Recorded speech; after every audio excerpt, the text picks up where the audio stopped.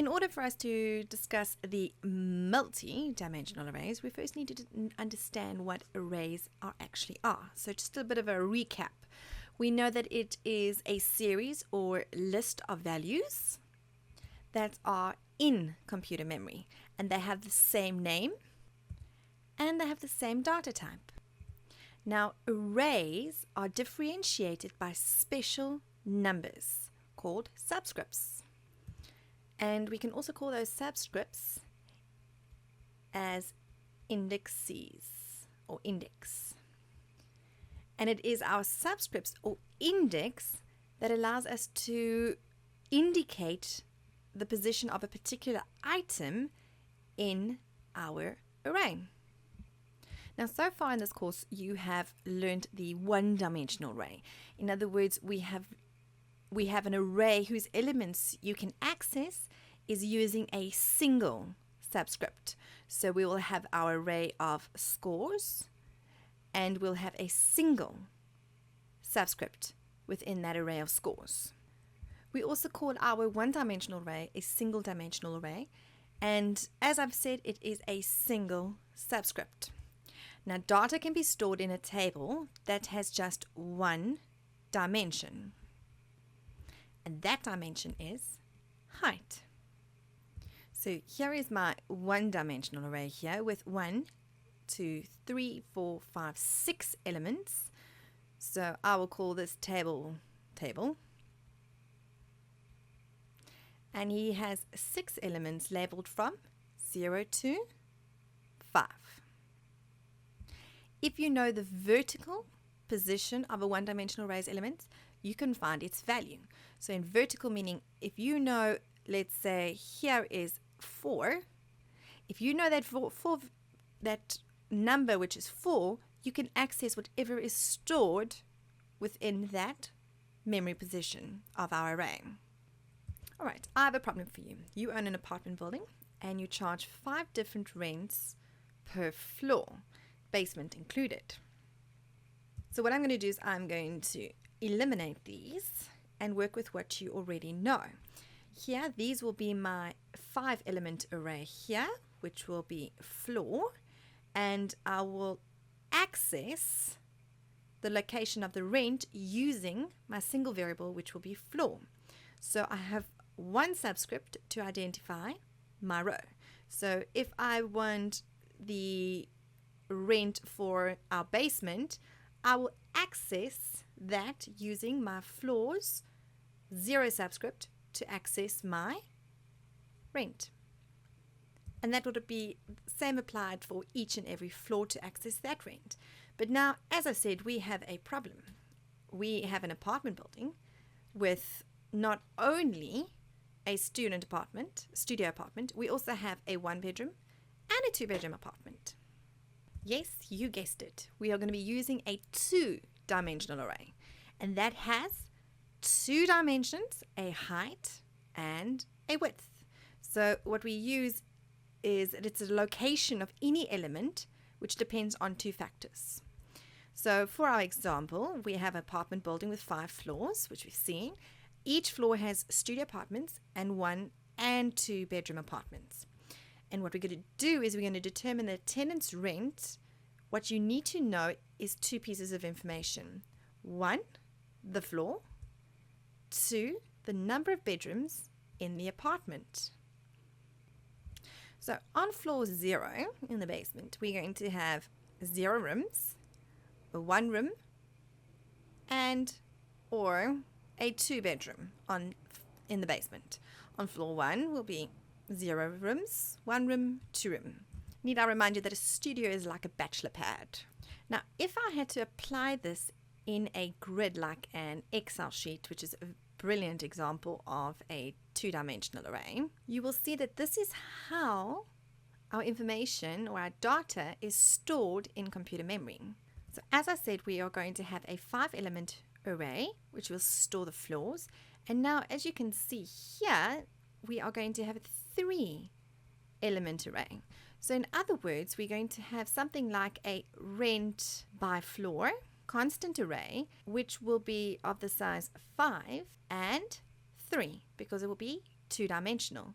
So what we're going to do is, depending on the language, if I needed to access my 1-bedroom apartment rent in floor 2, I will access it as such. My row first, which will be 2, and then my column, which will be 1. If I want my bachelor pad, which is my student, I will access it by the subscript 4 and 0. And 2-bedroom for my basement, it will be, that's correct, 0 and 2. So we've got one subscript, which is determining my row, and we've got one subscript that is determining my column. Row, column. In short, each element in a 2-dimensional array requires 2 subscripts to reference it, our row and our column. So our num rent by floor and bedrooms will be 5, 3, and it will look as such in a table. You ask, how are we going to declare a 2-dimensional array in our pseudocode? Well, we type 2 sets of brackets after the array type and name, as I've shown you previously, data type, array name. Then the first square bracket holds the numbers of rows, and the second square bracket holds the number of columns. And to access a 2-dimensional array value, the first subscript represents the row, second subscript represents the column, and your rent by floor and bedrooms 00 will be 315. 0, 0, row, column, 350. 3, 1, row, column, 650 will be my rent, etc.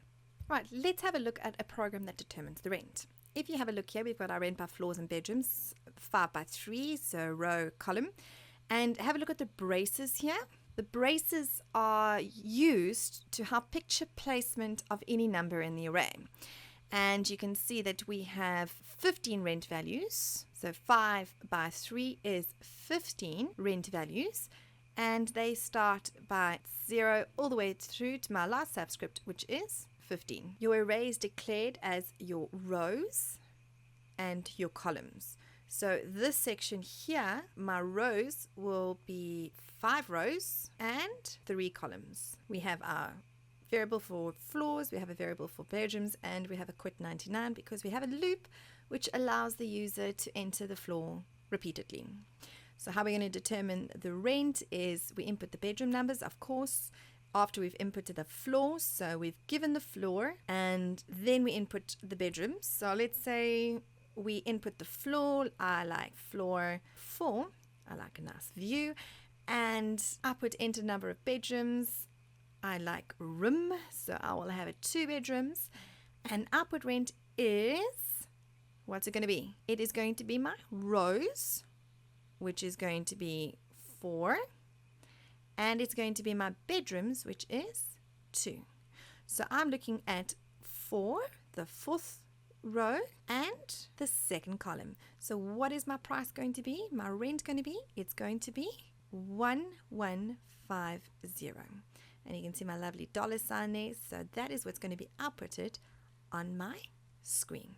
Then the user can enter the next floor and we iterate that whole procedure until 999 has been entered. Now, a special note is that 2D arrays are not required to actually in order to achieve a useful program. For instance, we have 15 categories of rent info, and those are stored in 3 single arrays of 5 elements each. How would you access all that? Well, you'll just use a decision, which the array just to access each one of those elements. So therefore, what you're going to have is you're going to have 15 separate rent variables and make 15 separate decisions to determine the rent. And if you recall, decisions are your if selections. What to use, multi-dimensional arrays or many variables in a decision. This will be determined either by you, your superior, or your company's policy. Now, you ask, do you get more dimensional arrays? Of course you do. You do get a 3-dimensional array, of course, supported by many programming languages. So an example would be an apartment building with number of floors, different numbers of bedrooms available in apartments on each floor, and a building number. So what's your third dimension going to be? It's going to be your building number. If I had to think of a more physical example, it would be your row, column, and page to access the elements or the information stored within those elements of your array. So back to our apartment building, it will look as such. We'll have rent by 3 factors. We'll have our floor, our bedrooms, and our building. Our floor will be our row, column, building number. So this is how we will access our basement. And he's got 1 bedroom and it's building 2. And how would we actually picturing a 3-dimensional array? We will have our column, which indicates that section. Our rows indicate that section. And then the rent amount for the floor is in building 2. So we will have the page which the building is on to access that information.